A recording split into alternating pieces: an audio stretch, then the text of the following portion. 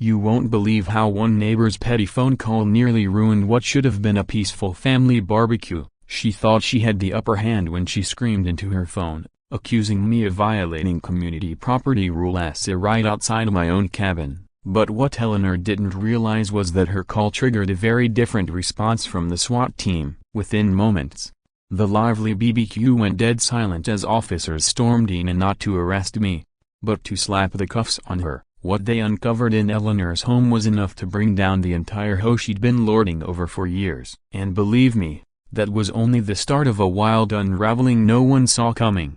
Get comfortable. Drop a comment letting me know where you're tuning in from, because this story, it's more jaw-dropping than you can possibly imagine. Hey there, I'm Marcus Thompson, I'm 32, work as a software engineer, and I recently moved into a cozy little cabin nestled in the quiet neighborhood of Pinewood Heights. I bought this place to enjoy a slower, quieter life, but instead of peace, I ended up in the crosshairs of Eleanor Whitmer, president of the HOA and self-appointed queen of community control. This is hands down the most unbelievable experience I've ever had, and it all started on what should have been a flawless Saturday morning in early June. I'd been in my new place for just 3 weeks, and I was finally ready to break in the backyard with a good old-fashioned BBQ. The cabin was everything I'd ever wanted: 2 bedrooms, a wraparound porch, and a generous yard that bordered a tranquil nature preserve. I'd spent years grinding away, logging endless hours squashing bugs in code and saving for this very moment,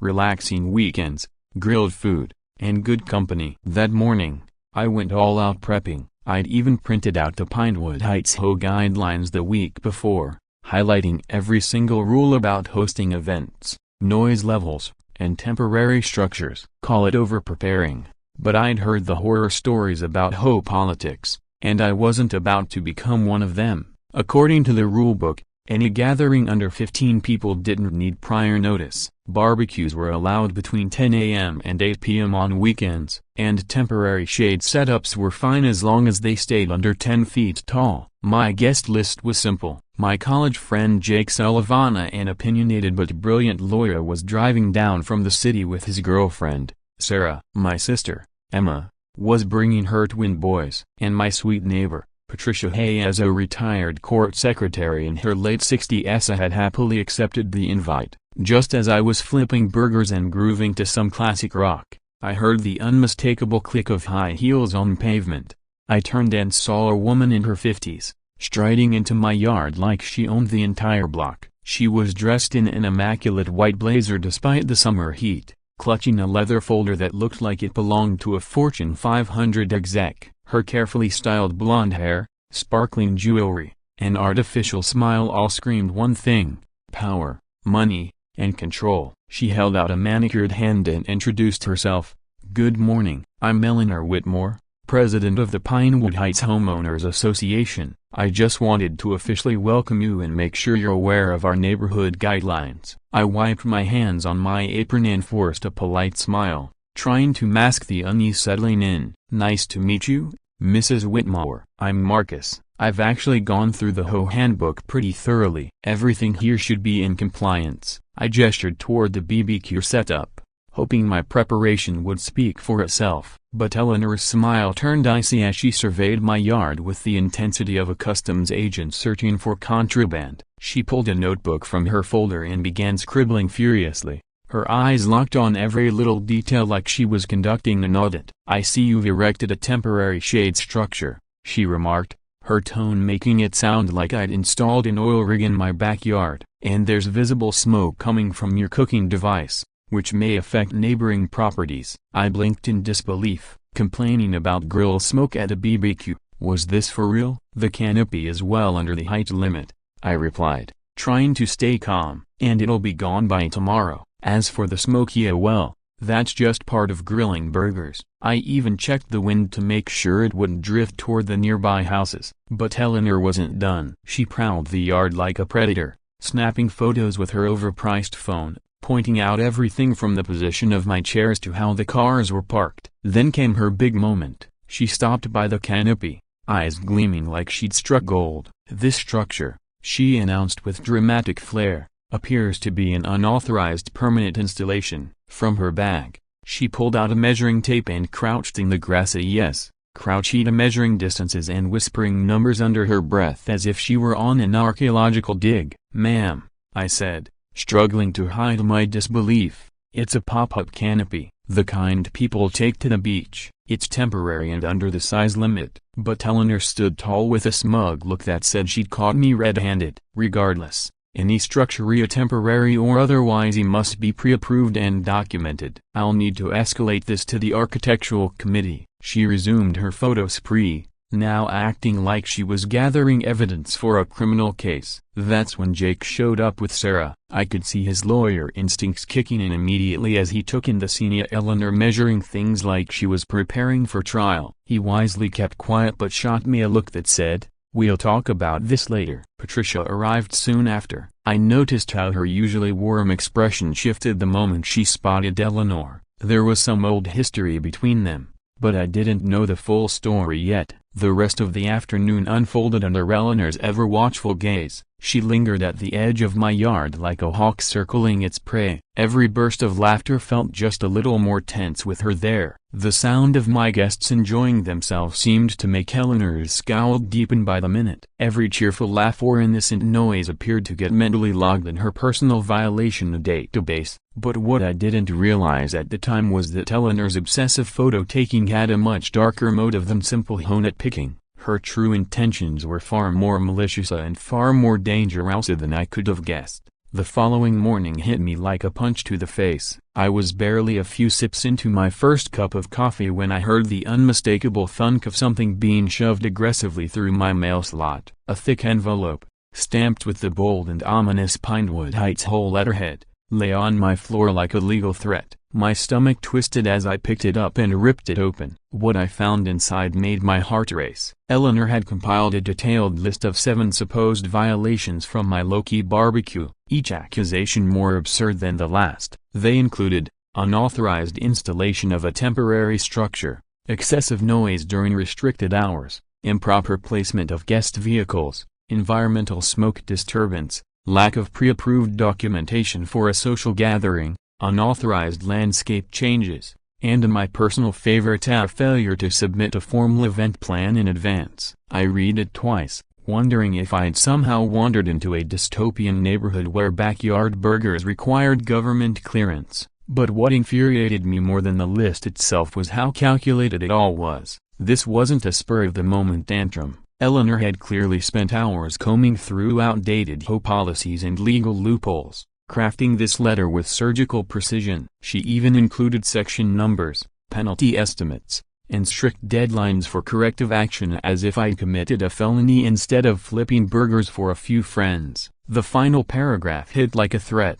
I had 72 hours to submit a written remediation plan or face escalating enforcement procedures. That phrase alone sounded like something from a dystopian novel. I spent the next hour buried in the HOA handbook, cross-checking every violation line by line. What I uncovered left me speechless and a little sick to my stomach. At least half of the rules Eleanor cited had been quietly revised over the past 6 months. The most interesting part, every one of those changes bore her signature as HOA president. For instance, the noise policy had been changed from no amplified sound over 85 decibels to no outdoor speakers of any kind during residential hours without prior written permission. The guest parking rule now required advanced registration, including vehicle make, model, and license plate. But the most egregious change, the updated temporary structure clause now demanded formal approval for anything larger than a beach umbrella. That's when I knew something wasn't right, and I needed answers. I headed over to Patricia's house. With decades under her belt in this neighborhood,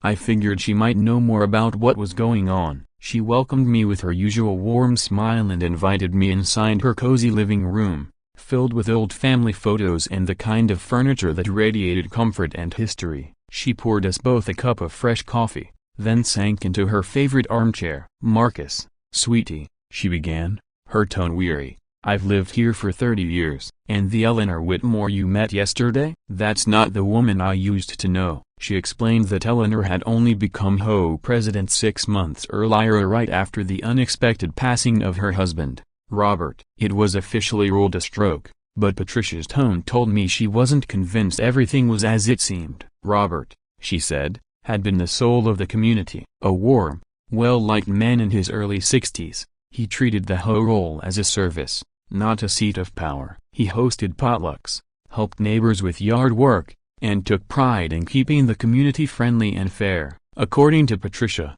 he'd often said, HOA rule should bring people together, not drive them apart. But after his death, Eleanor changed. She morphed from a friendly neighbor who ran the local book club into someone obsessed with control. She began enforcing the rules with militant intensity, seeing violations where none existed. Her focus shifted from community spirit to property values and micromanaged aesthetics. Things took an even stranger turn when Patricia mentioned Eleanor's latest fixation as security. Just the week before, she had installed a high-end surveillance system around her home. While she claimed it was for safety, the placement of the cameras conveniently captured large chunks of her neighbors' properties, including mine. Patricia chuckled and shook her head, describing how Eleanor had spent hours adjusting the cameras. One of them, she said, was pointed straight at a private property sign on Eleanor's own fence, ironically breaching the very privacy policies she so aggressively enforced.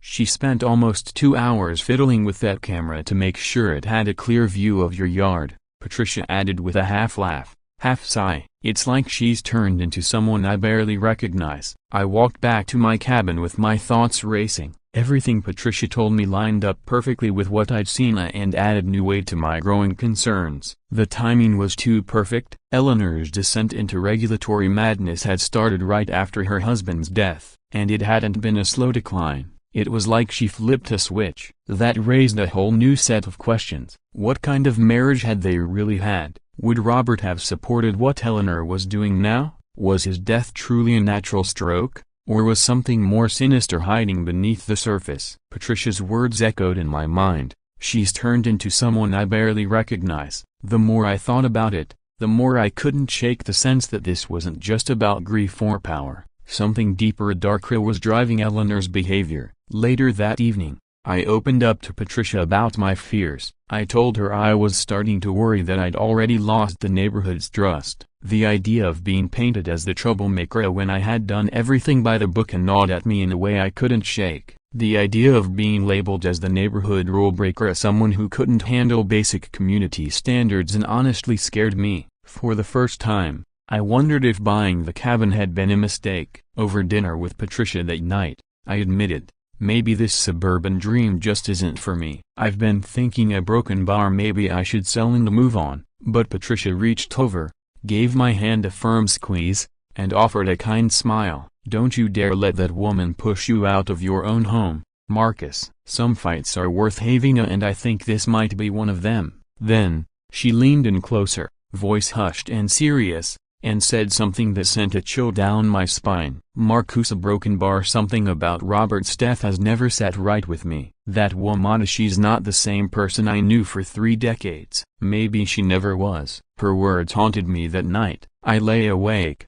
unable to shake the unease building in my gut. By morning, I knew I had to act. I called Danny Walshaw, one of my oldest friends from college. After graduation, Danny had joined the local police force here in Pinewood Heights. He was naturally skeptical, the kind of guy who didn't trust surface-level stories and liked to get to the bottom of things. If anyone could help me figure out what was really going on, it was him. We met for coffee at our usual spot, a quiet little diner tucked away near Main Street. As I laid out everything at Eleanor's behavior, the rewritten HOA rules, Patricia's concerns, Danny grew noticeably more serious. I remember the Whitmore case, he said, stirring his coffee slowly. Looked routine on paper. Stroke symptoms, found by his wife early in the morning. Emergency responders arrived fast. Eleanor appeared genuinely shaken. He paused, watching my reaction closely. But there was one thing that felt off. Most surviving spouses take weeks or even months to sort through the legal and financial mess. Eleanor, she had everything: a property, accounts, car title, asset transferred into her name within 2 weeks. That hit me like a punch to the gut. And Danny wasn't finished. He opened his laptop right there at the table and pulled up public documents, bank transactions, probate filings, Insurance records it, all of it laid out with surgical precision. Eleanor had handled Robert's death with the efficiency of a corporate merger. Within days of his funeral, she had reached out to their attorney, cashed out his life insurance policy worth nearly $500,000 and claimed full control over his retirement funds, investments, and even his vintage car collection. "Look at this," Danny said, pointing at a highlighted section on the screen. "This is a timeline that doesn't make sense." She didn't grieve. She executed, like a CEO taking over after a hostile buyout. It wasn't just Festa, it was unnervingly precise. And that kind of behavior didn't suggest grief. It suggested something far more cold-blooded. Patricia had mentioned Robert's concerns about HOA spending before his death, so we decided to look into the association's finances. With Danny's access, we pulled up public budget records and spending statements from the Pinewood Heights HOA. What we uncovered was alarming.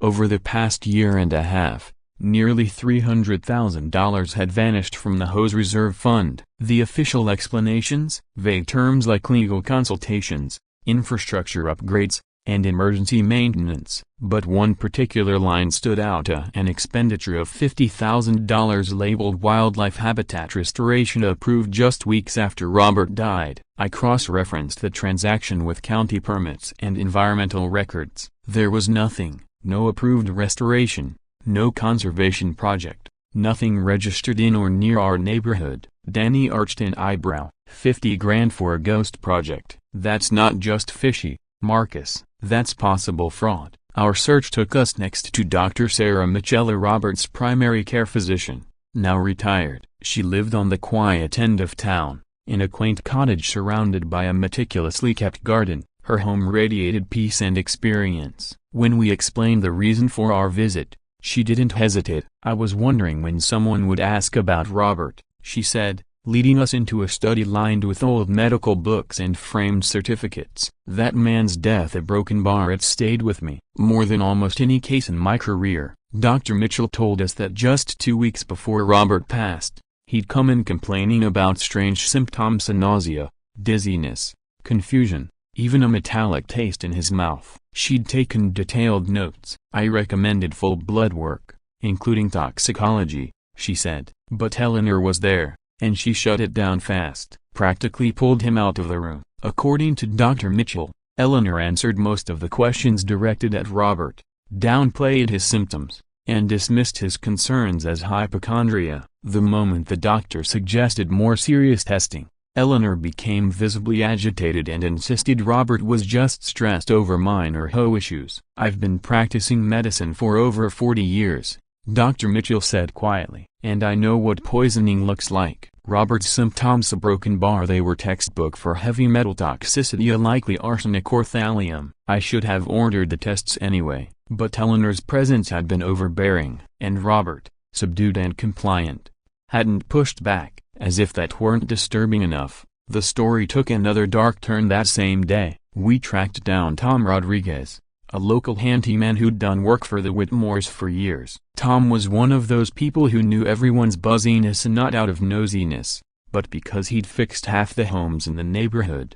Tom had worked in nearly every home in the neighborhood at some point, and his memory of local happenings was practically encyclopedic. But the moment I brought up Robert's death, his entire demeanor shifted. He glanced around like someone being watched, then quietly pulled me aside behind his work truck. "Listen, Marcus," he said, keeping his voice low, "Robert was a good guy, treated me fair, always paid on time, but something strange went down right after he passed." Tom explained that just days after Robert's funeral, Eleanor hired him for what she described as an urgent renovation. Her instructions: overhaul the pond behind their house, the one bordering the nature preserve. She claimed it had been Robert's final wish, to turn it into a proper habitat for local wildlife. But as Tom detailed the project, the hairs on the back of my neck stood up. Eleanor had paid him $50,000 in cash for a job that, by his estimation, should have cost no more than $15,000. She insisted the work be done exclusively at night, citing a need for privacy during mourning. Even more bizarre, she asked Tom to design the pond to attract alligators from the nearby preserve. He'd immediately voiced concerns: dangerous, possibly illegal, but she brushed him off, insisting it's what Robert would have wanted. She made me install feeding platforms, heat regulators, the whole 9 yards, Tom muttered. Gave me the creeps, man, but 50 grand's hard to walk away from. When I asked about the timeline, Tom confirmed that the entire project excavation, construction, the full build-out was completed within a week of Robert's death. Eleanor had been on site every single night, personally overseeing each phase of construction. Grieving widow? She didn't act like one. As I drove home that night, my thoughts were racing. Everything was starting to align into a disturbing picture. Robert's unexplained symptoms, Eleanor's instant power grab over his estate, the $50,000 mystery pond,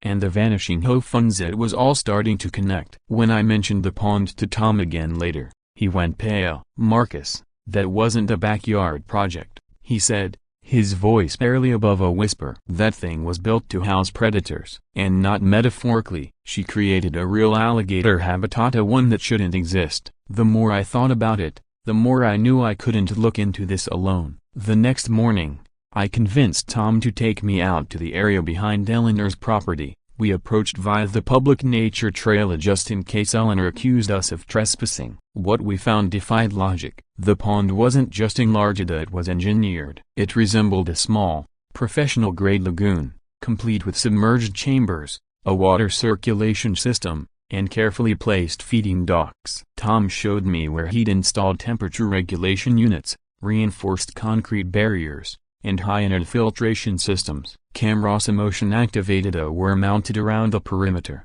their red lights blinking in the shadows. This isn't just a habitat, Tom whispered as we crouched behind a stand of cypress trees. This is like something out of a gator breeding facility. And she connected it directly to the preserve's ecosystem. But the most disturbing discovery wasn't the layout, it was the undeniable signs that someone had been there recently. Tom revealed that Robert had a lifelong fear of alligators. He wouldn't even walk near the edge of the preserve, let alone build something to attract them. Yet Eleanor told everyone it was his dying wish to leave behind a conservation legacy. The lie was starting to unravel. That's when Danny rejoined our little operation. With his law enforcement background, he immediately noticed things I never would have, like the fresh tire marks that led from Eleanor's backyard straight to the lagoon despite her claiming she hadn't visited the site since it was completed. And then there were the drag marks in the dirt abroad, uneven, like something heavy had been pulled toward the water, possibly within the last few months. At this point, our curiosity had morphed into a full-blown investigation. Danny suggested we contact the local conservation authority. That's when we reached out to Ranger Lisa Hoffman. Lisa had managed the Pinewood Heights Nature Preserve for over 15 years and was known in the community for her encyclopedic knowledge of local wildlife. When we explained the situation and described the artificial lagoon Eleanor had constructed, her reaction was immediate and deeply concerned. "I never approved any private habitat tied to the preserve," Lisa said flatly, pulling out a tablet filled with conservation records and area maps. "A project that size would need permits, environmental reviews, and scheduled inspections. And I've seen nothing, no paperwork, no applications. That construction was unauthorized." Lisa agreed to accompany us to the lagoon. Her trained eye immediately picked up on environmental red flags. She studied the behavior of the nearby alligator population and noted something alarming. They were avoiding parts of the lagoon that should have been prime territory. "Alligators are highly territorial and predictable," she explained. "They don't abandon sunning areas and food zones unless something's seriously wrong." Her early assessment was that the water might be contaminated or something was disrupting the natural balance. She took multiple water samples and quickly noticed a strange discoloration in certain spots. Even more troubling was the faint chemical odor she picked up in a scent she couldn't immediately identify. Just as things couldn't get any stranger, our next encounter changed the course of the investigation. Kevin Murphy, a local wildlife photographer and nature blogger, had been documenting animal activity in the preserve for years. He approached us after hearing about the odd construction near the preserve and said he had something we needed to see. Kevin had been using trail cams to monitor alligator movement patterns, but his footage showed something far more unsettling. "I've got weeks of nighttime footage near that lagoon,"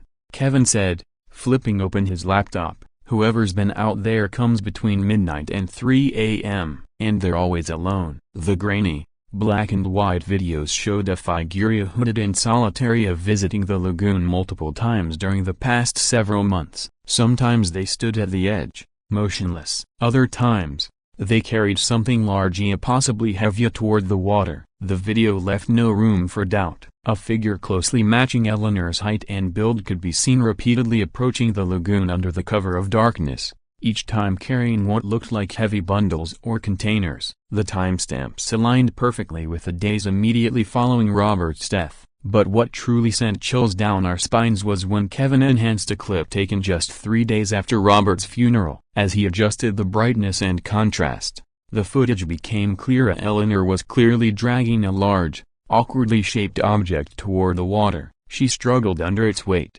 stopping frequently to catch her breath. Even more unsettling was what came after. Rather than leaving right away, Eleanor stood motionless by the water for nearly an hour, watching, waiting. "I've documented all kinds of animal behavior," Kevin murmured, "but I've never seen someone treat a gator lagoon like a burial site." At the same time, Eleanor's public behavior took a strange and unsettling turn. Patricia noticed a sudden, obsessive interest in conservation. She bought dozens of protect wildlife signs and posted them all around the neighborhood. More suspicious was Eleanor's new habit of making daily patrols around her property with a clipboard and camera in hand. She claimed it was to document environmental violations, but it looked more like she was surveilling anyone who got too close to the preserve. "She's acting completely unhinged," Patricia told me during one of our chats. "Yesterday, she was measuring how far my bird feeder is from her property line." A bird feeder, Marcus. She's lost touch with reality. What raised even more eyebrows was Eleanor's drastic shift from someone who once found alligators repulsive and terrifying to an outspoken advocate for reptile conservation. She began talking about donating land to the preserve,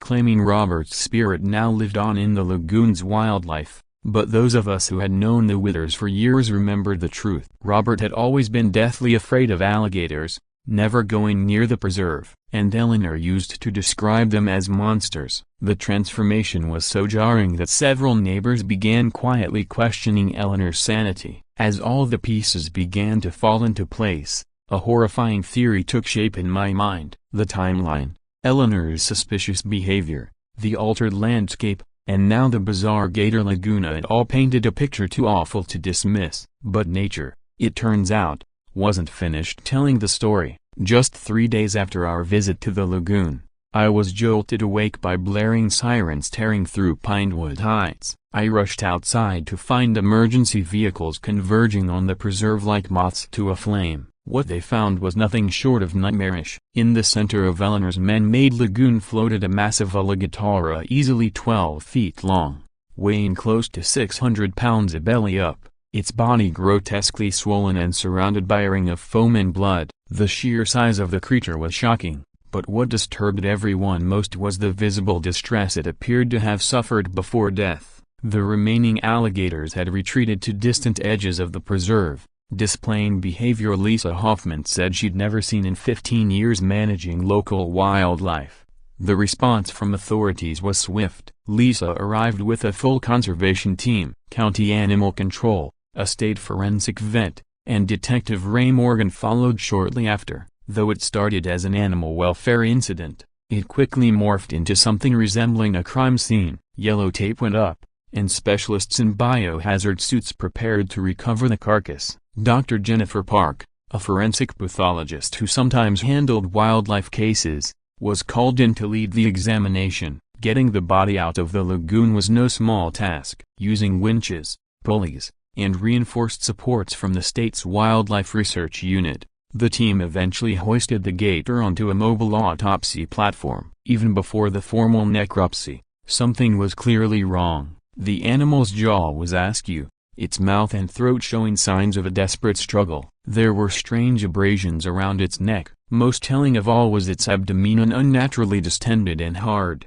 suggesting it had swallowed something it couldn't digest. Dr. Park began the exam with practiced precision, and what she uncovered would haunt every witness for years. Lodged in the creature's throat was a human jawbone, teeth still intact, wedged at such an angle that it had blocked the airway, suffocating the animal.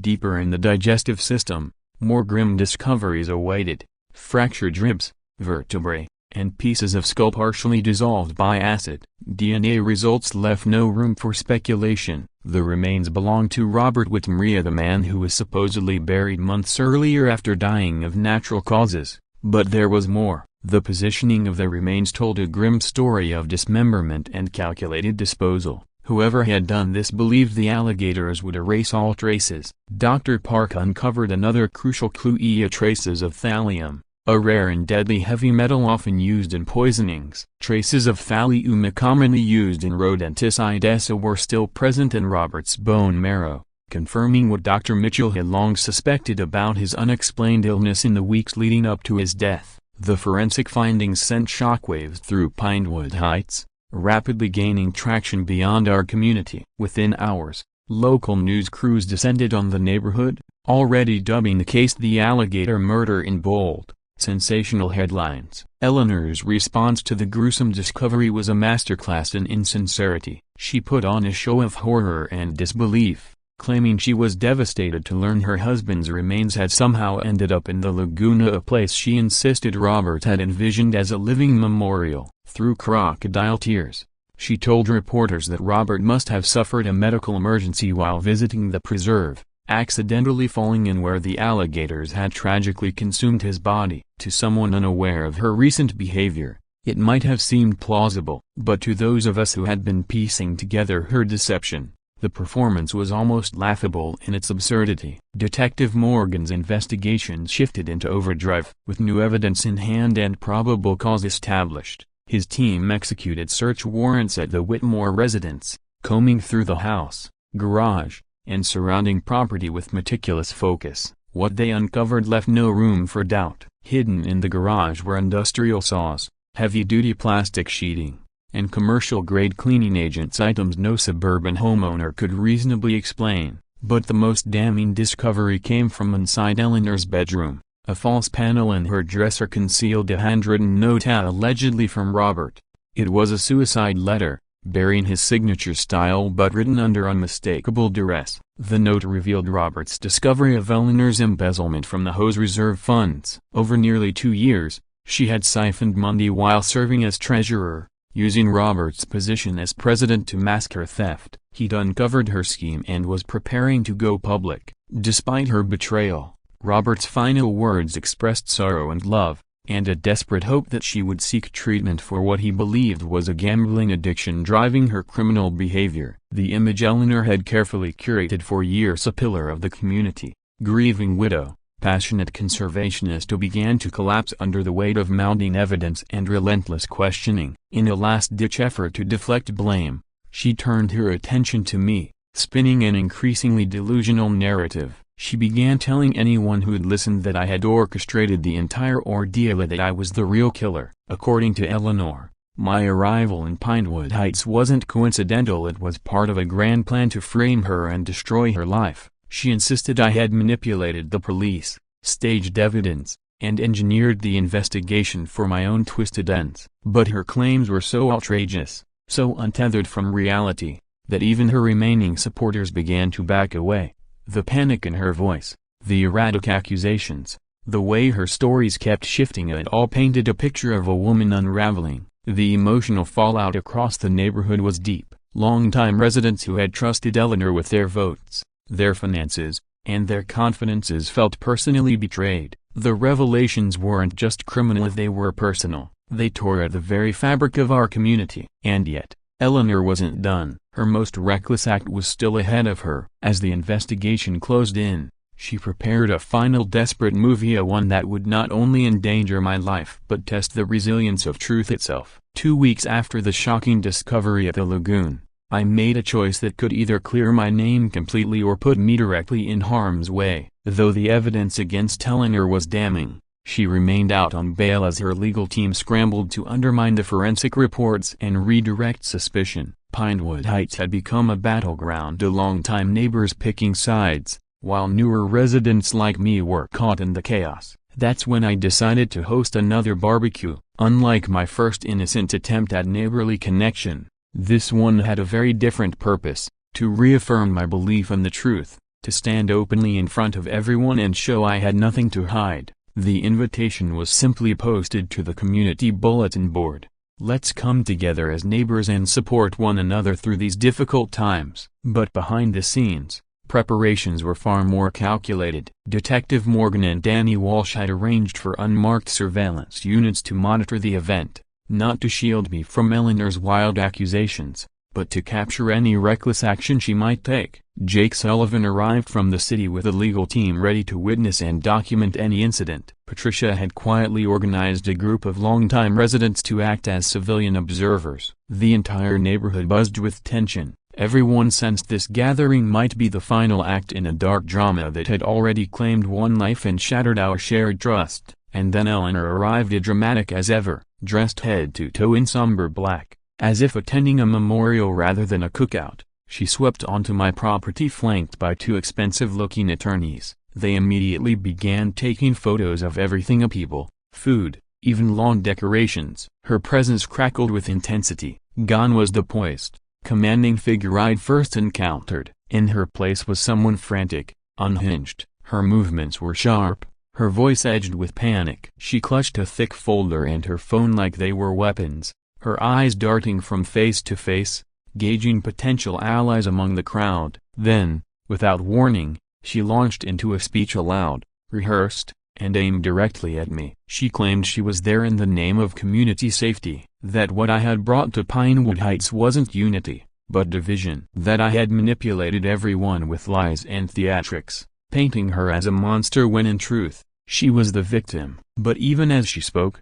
I could see it in their face as my neighbors weren't buying it. Not anymore. Eleanor's impassioned speech quickly veered off course. What was meant to be a carefully structured argument about community standards and safety devolved into a chaotic spectacle. Her legal team had clearly instructed her to focus on procedural grievances and HOA violations, steering clear of direct criminal accusations. But Eleanor's emotional state made any such strategy impossible to maintain. She started by urging everyone to review a packet of supposed infractions I'd committed as a homeowner, citing irrelevant HOA guidelines. But it wasn't long before she lost control. Her accusations grew more erratic, questioning the timing of my move to Pinewood Heights, implying that my friendship with Detective Morgan was part of some elaborate conspiracy, and suggesting that I had somehow engineered Robert's death to frame her. The turning point came when she realized her audience wasn't buying it. The crowd stood silent, their skepticism visible. Frustrated and unraveling, Eleanor abruptly declared she was calling 911. Her hands trembled as she dialed, and her voice rose to a shrill, frantic pitch. "I'm reporting a dangerous individual," she cried into the phone.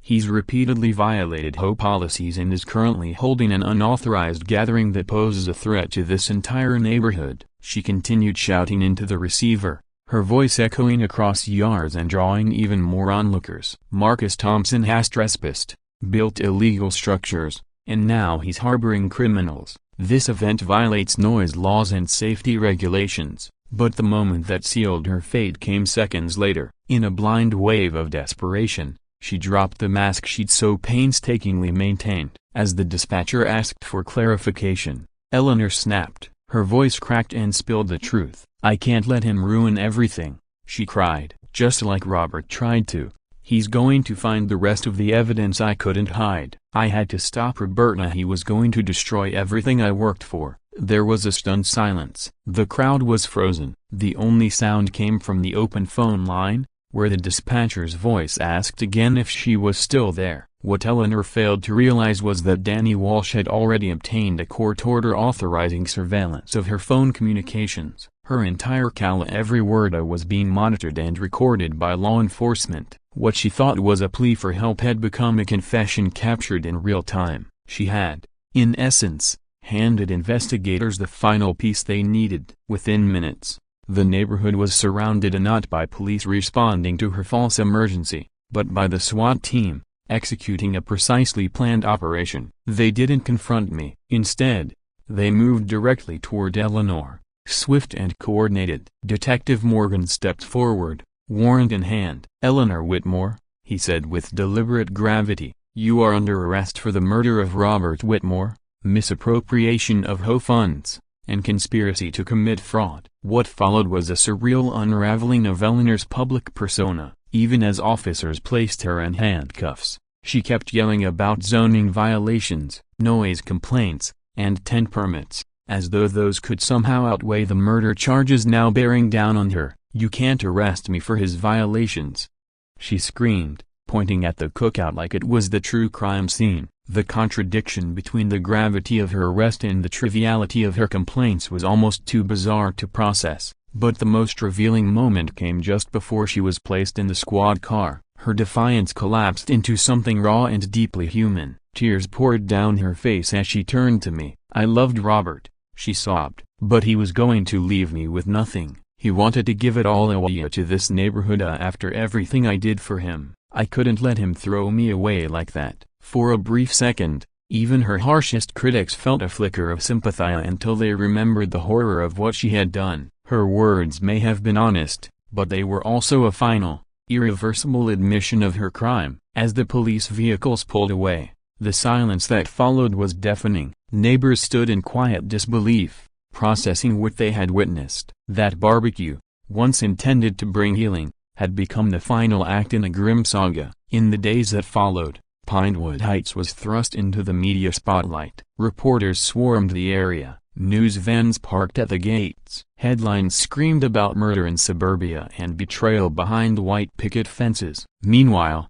Detective Morgan and his team continued executing their search warrant at the Whitmore home, and what they uncovered exceeded even the worst expectations. Behind a false wall in Eleanor's home office, concealed in a fireproof safe, they found Robert's real suicide letter. It was devastating, penned in Robert's own unmistakable handwriting.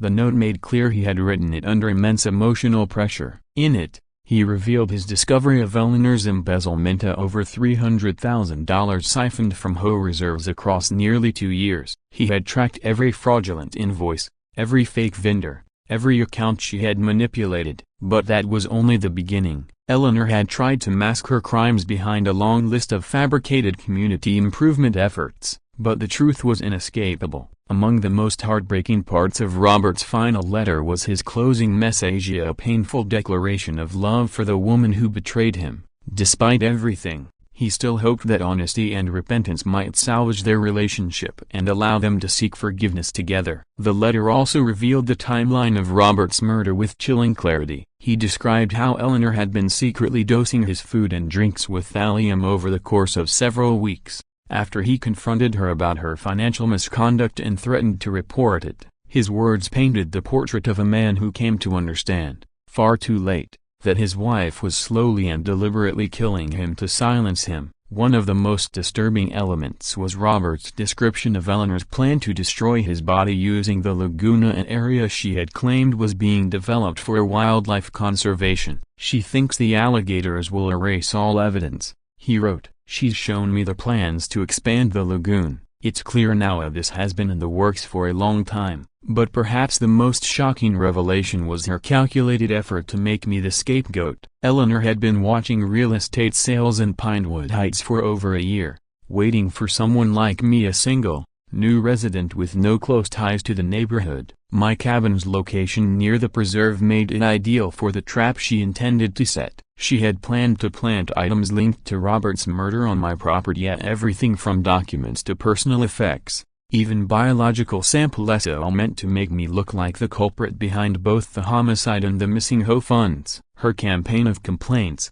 especially about my barbecues, had been carefully designed to establish a false narrative of conflict, providing what she believed would be a believable motive. Once Eleanor's 911 call had been logged and reviewed, any chance of a plea deal vanished. Her own words had destroyed her defense. The district attorney, faced with overwhelming evidence and a rare recorded confession, wasted no time in pursuing the harshest sentence possible. She was convicted on multiple charges, including the murder of Robert Whitmore, financial fraud, and obstruction of justice. The judge handed down a 25-year sentence for the murder, with additional concurrent time for the other crimes. Through asset recovery, authorities reclaimed the stolen $300,000 and returned it to the HOA. Another $200,000 in penalties and interest were added, ensuring that the money would finally serve the neighborhood's needs as originally intended. Her defense team had attempted to plead temporary insanity caused by grief,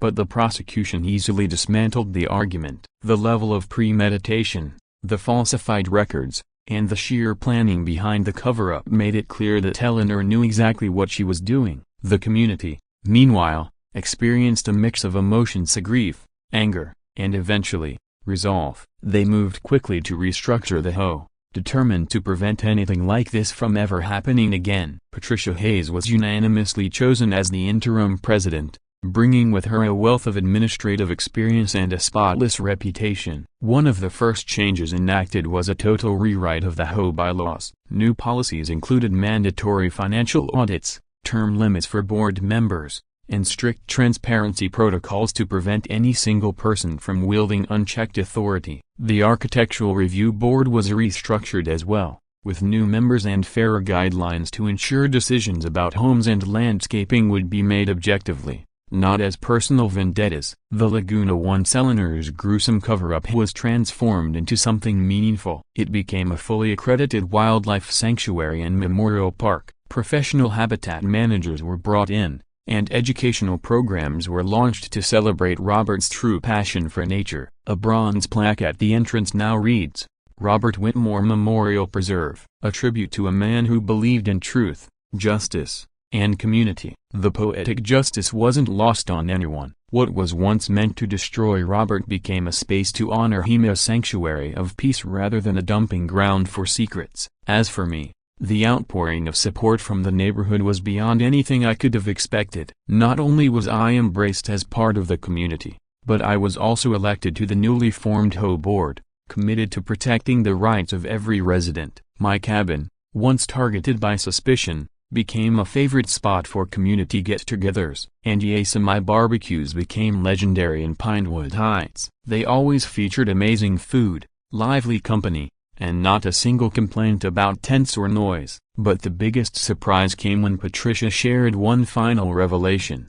Before his death, Robert had secretly established a $500,000 charitable trust. Its purpose? To provide legal aid for residents mistreated by the HOA and protect them from abuse of power. Eleanor never discovered the fund, meaning it remained untouched, ready to fulfill Robert's dream of a fair and supportive community. Justice can be slow, but it arrives, and sometimes, nature itself helps deliver it. Always stand up for what's right, because no matter how isolated you may feel, you are never truly alone. If you've ever faced abuse of authority or felt helpless against hostile neighbors, this story is for you. It's proof that when good people take a stand, truth wins. Marcus's journey from falsely accused to community leader shows that even the most calculated manipulators can't hide forever. Thanks for supporting small creators like your stories. If this story gave you hope, hit the like button and subscribe for more tales where justice prevails. Got a nightmare HOA story of your own? Share it in the comments so we've all been there. This is your safe place to speak out against neighborhood nonsense. We'll be back soon